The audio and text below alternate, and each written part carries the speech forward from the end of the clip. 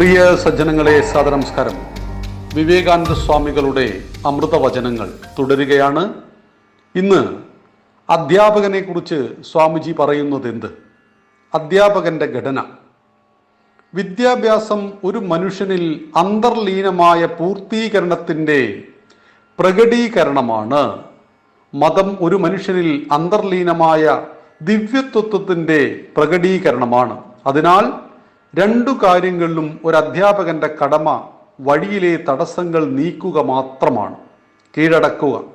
ഞാൻ എപ്പോഴും പറയാറുള്ളത് പോലെ എല്ലാം ശരിയാകും. അതായത് നമ്മുടെ കടമ വഴിയൊരുക്കുക മാത്രമാണ്, ഈശ്വരൻ ചെയ്യും ബാക്കി. അശുഭചിന്ത മനുഷ്യനെ ക്ഷീണിപ്പിക്കും. അശുഭചിന്തകൾ ക്ഷീണിപ്പിക്കും. മക്കളെ ഏതു സമയത്തും വായിക്കാനും എഴുതാനും ചില മാതാപിതാക്കൾ നിർബന്ധിക്കും. പക്ഷെ അവർ അനുസരിക്കാറില്ല. അതിനവരെ മണ്ടന്മാരെന്നും മറ്റും വിളിക്കും. അങ്ങനെ മക്കൾ പല സംഭവങ്ങളിലും അങ്ങനെയായിത്തീരുകയും ചെയ്യും. മക്കളോട് ദയവോടെ സംസാരിക്കുകയും അവരെ പ്രോത്സാഹിപ്പിക്കുകയും ചെയ്താൽ അവർ മെച്ചപ്പെടാൻ ബാധ്യസ്ഥരാകും. സാധാരണ കുട്ടികൾക്ക് ബാധകമായ ഈ കാര്യം ഉയർന്ന തലത്തിലുള്ള കുട്ടികൾക്കും ബാധകമാണ്. നിങ്ങൾ അവർക്ക് ശുഭമായ ആശയങ്ങൾ നൽകുകയാണെങ്കിൽ അവർ വളർന്ന് മുതിർന്നവരായി സ്വന്തം കാലിൽ നിൽക്കുവാൻ പഠിക്കും. ഭാഷയിലും സാഹിത്യത്തിലും കവിതയിലും കലയിലും എന്നുവേണ്ട എല്ലാറ്റിലും ആളുകൾ അവരുടെ ചിന്തയിലും പ്രവൃത്തിയിലും വരുന്ന വീഴ്ചകൾ ചൂണ്ടിക്കാണിച്ചാൽ മാത്രം പോരാ, മറിച്ച് കാര്യങ്ങൾ ക്രമത്തിൽ മെച്ചപ്പെട്ട രീതിയിൽ ചെയ്യുന്നതിനുള്ള വഴിയും കാട്ടിക്കൊടുക്കണം. തെറ്റുകൾ ചൂണ്ടിക്കാണിക്കുന്നത് ഒരാളുടെ വികാരം വ്രണപ്പെടുത്തും. പ്രയോജനമില്ലാത്തവരും നമ്മൾ കണക്കാക്കുന്നവരെയും ശ്രീരാമകൃഷ്ണൻ പ്രോത്സാഹിപ്പിക്കുന്നതും അവരുടെ ജീവിതം എങ്ങനെ മാറിപ്പോയിട്ടുണ്ടെന്നും നമ്മൾ കണ്ടിട്ടുള്ളതാണ്. അദ്ദേഹത്തിൻ്റെ അധ്യാപക മാതൃക ഒരു വേറിട്ട പ്രതിഭാസമായിരിക്കുന്നു. നോക്കൂ, സ്വാമിജി പറയുകയാണ്, വ്യക്തിയെ നിർമ്മിക്കുന്നതാണ് വിദ്യാഭ്യാസം. ആ വിദ്യാഭ്യാസം നൽകുന്നവനാണ് അധ്യാപകൻ. അധ്യാപകൻ ഒരു വ്യക്തിയെ നിർമ്മിക്കുന്നു. അതുകൊണ്ടാണ് അധ്യാപനത്തിന് നമ്മുടെ നാട്ടിൽ വലിയ ശമ്പളം നൽകപ്പെടുന്നത്. അധ്യാപകർ മറ്റു ജോലി സംബന്ധിച്ച്, സർക്കാർ ജോലിയെ സംബന്ധിച്ച് അവർക്ക് അവധി ദിവസങ്ങളാണ് കൂടുതൽ പലപ്പോഴും.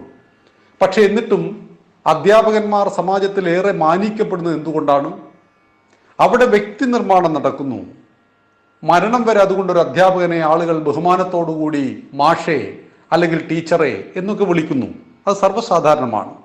ഇവിടെ അധ്യാപകനിൽ അധ്യാപകത്വം ഉണ്ടാവുകയും അദ്ദേഹം മാതൃകയാവുകയും കുട്ടിയുടെ കഴിവുകളെ കണ്ടെത്തി വളർത്തി വലുതാക്കുകയും ചെയ്യണം. ഒരിക്കലും അധ്യാപകൻ കുട്ടിയെ മറ്റു കുട്ടികളോട് താരതമ്യം ചെയ്യുന്നു. ഇത് മാതാപിതാക്കളും ചെയ്യുന്നു. അപ്പോൾ ആ കുട്ടി പൊതുവെ നശിച്ചു പോകുന്നു. ഇവിടെ സഹസ്രാബ്ദങ്ങളായി ഭാരതത്തിൻ്റെ കാഴ്ചപ്പാടുണ്ട്. ഭാരതം ഒരിക്കലും ഓരോ മനുഷ്യൻ്റെ കഴിവുകളെയും വേർതിരിച്ച് കണ്ടിട്ടുണ്ട്. എല്ലാവർക്കും ഡോക്ടറാവാൻ കഴിയില്ല, എല്ലാവർക്കും കലക്ടറുമാവാൻ കഴിയില്ല. ഒരു കർഷകനാകേണ്ടവനെ പിടിച്ചിട്ട് ഡോക്ടറാക്കാൻ പരിശ്രമിക്കുന്നു, ഡോക്ടറാവേണ്ടവരെ പിടിച്ചിട്ട് കച്ചവടക്കാരനാക്കാനും പരിശ്രമിക്കുന്നു. രണ്ടും ചേരില്ല. ഇവിടെയാണ് സ്വാമിജി നമ്മളോട് പറയുന്നത്, നിങ്ങളുടെ കുഞ്ഞ് ആരായിത്തീരണം എന്നുള്ള കാര്യം കുട്ടിയുടെ ബുദ്ധിശക്തിയെ ആശ്രയിച്ച് കിടക്കുന്നു. ആ ബുദ്ധിശക്തിയെ വളർത്തി വലുതാക്കുവാൻ നമുക്ക് ഒരുപാട് ഘടകങ്ങളുണ്ട്. പക്ഷേ അതിലേറ്റവും പ്രധാനപ്പെട്ട ഒന്നാണ് അധ്യാപകന്റെ സമീപനം. ആരെയും കുറ്റപ്പെടുത്തുന്നതും വിമർശിക്കുന്നതും ആർക്കും പൊതുവെ ഇഷ്ടമല്ല. എന്നാൽ തെറ്റുകുറ്റങ്ങളെ ചൂണ്ടിക്കാണിക്കണം. ഭാരതം പറയും, സത്യം ബ്രൂയാത് പ്രിയം ബ്രൂയാത്. അപ്രിയമായ സത്യങ്ങൾ മധുരമായി പറയൂ, ആരും കേൾക്കാതെ പറയൂ. നിങ്ങളുടെ ഒരു നല്ല ഭാഗം 100 ആളുകൾക്കേ പറയൂ.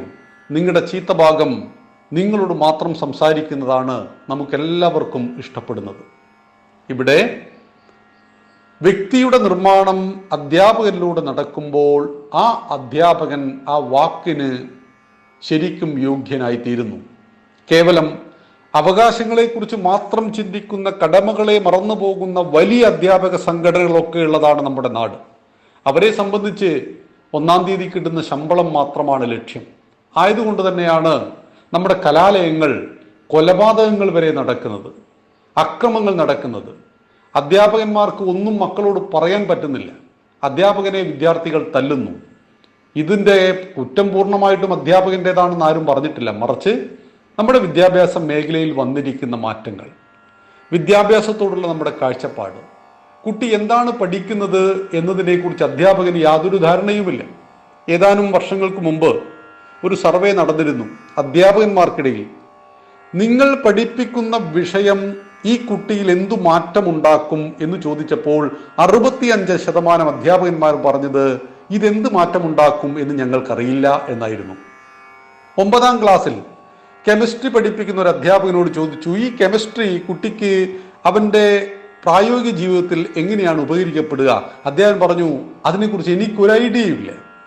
ഫിസിക്സും മാത്തമെറ്റിക്സും പഠിപ്പിക്കുന്ന അധ്യാപകന്മാരോട് ചോദിച്ചു, നിങ്ങൾ ഈ പഠിപ്പിക്കുന്ന A² B² എല്ലാം തന്നെ ആ കുട്ടിയുടെ ജീവിതത്തിൽ എപ്പോഴാണ് ഉപകാരപ്പെടുക? എനിക്കതിനെക്കുറിച്ച് ഒരു ഐഡിയയുമില്ല. അതായത് 10ഓ 12ഓ വിഷയം പഠിക്കുന്നു, പക്ഷെ ഈ വിഷയം എൻ്റെ ജീവിതവുമായിട്ട് എന്ത് ബന്ധമുണ്ട് എന്ന് ചോദിച്ചപ്പോൾ പഠിപ്പിക്കുന്ന അധ്യാപകന്മാർ 65% പറയുകയാണ് ഞങ്ങൾക്കറിയില്ല എന്ന്. ഇതാണ് വിദ്യാഭ്യാസത്തിലൂടെ വ്യക്തി സൃഷ്ടിക്കപ്പെടാത്തത് നമ്മുടെ ഈ കാലഘട്ടത്തിൽ ബഹുഭൂരിപക്ഷവും. 100% എന്ന് പറഞ്ഞിട്ടില്ല. കിട്ടുന്ന വിദ്യാഭ്യാസം ജീവിതത്തെ രൂപപ്പെടുത്തുന്നതായി തീരുന്നില്ല. ഇവിടെയാണ് അധ്യാപകൻ എന്ന് പറയുന്ന മഹത്തായ ഗുരുവിൻ്റെ സ്ഥാനം. ഗുശബ്ദന്ധകാരസ്യ രൂശബ്ദം നിരോധിത. ഇരുട്ടിൽ നിന്ന് ആര് നമ്മെ വെളിച്ചത്തിലേക്ക് നയിക്കുന്നുവോ അതാണ് ഗുരു. ആ ഗുരുവിൻ്റെ കാഴ്ചപ്പാട് അധ്യാപകന്റെ തലത്തിൽ സ്വാമിജി നമ്മെ 100 വർഷം മുമ്പ് പഠിപ്പിച്ച അമൃതവചനം നാം ശ്രദ്ധിച്ചു കഴിഞ്ഞു. മറ്റൊരു വിഷയവുമായിട്ട് നമുക്ക് നാളെ സംവദിക്കാം. നന്ദി, നമസ്കാരം. വന്ദേ മാതരം.